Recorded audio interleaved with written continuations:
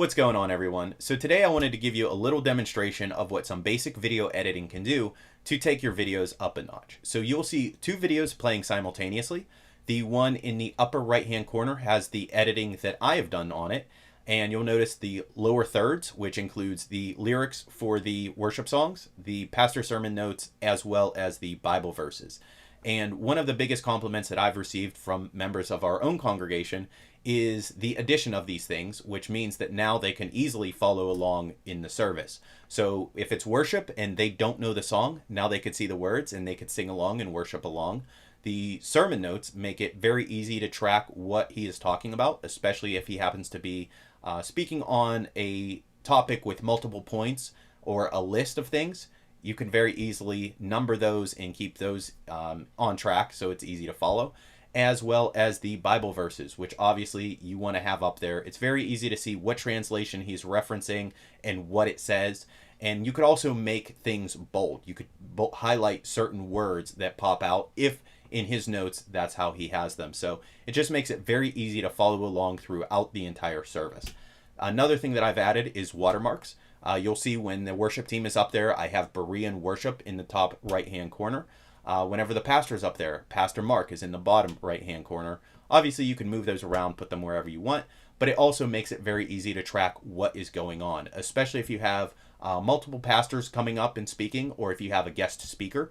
It's very easy to add them in there. So obviously if it's your congregation, they're going to know who your senior pastor is or who your youth pastor is. But if you have new people watching or people who do not go to your church, it's very easy for them to keep track. Oh, okay, I see. This is Pastor Mark who's up. Oh, okay, now it's Pastor Stephanie, right? It makes it very easy to follow along, and it's something that you wouldn't think is a big deal, but it really helps. I've also added transitions, so you'll see the video fade in and out smoothly between clips. I've also added that to the watermarks, so those fade in and out smoothly, so it's not jarring. And you'll also see that I've done some basic color grading.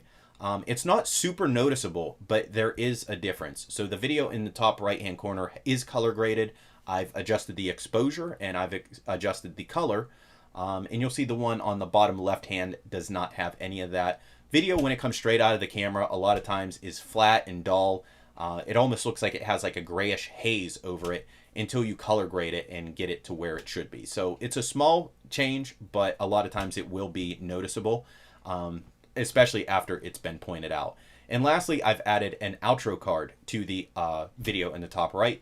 An outro card is a bigger deal on YouTube, but it could pertain to any platform that you upload this to. So YouTube has a feature with an end screen, and the last 20 seconds of those videos, you could have other videos of yours pop up, as well as a little subscribe icon reminding people politely that they might want to subscribe to your channel. And those videos could be selected by you based on YouTube's algorithm. They could select your most recent upload, the best for the viewer, or you could select a specific video or playlist. So that helps on YouTube.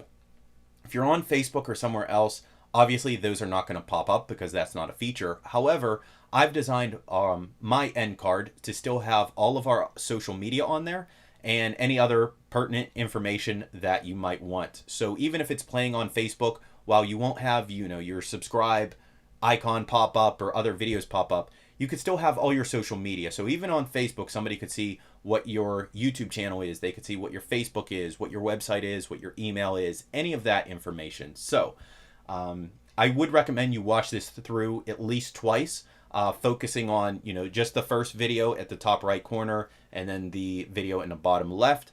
But as you watch through, you'll be able to notice some stark differences between them. And the one in the top right, obviously, looks much better. It's cleaner, has a lot more features to it. So with that being said, if you have any comments or questions, please drop it in the comments down below. I'd love to hear from you guys, and I'm going to get to this video.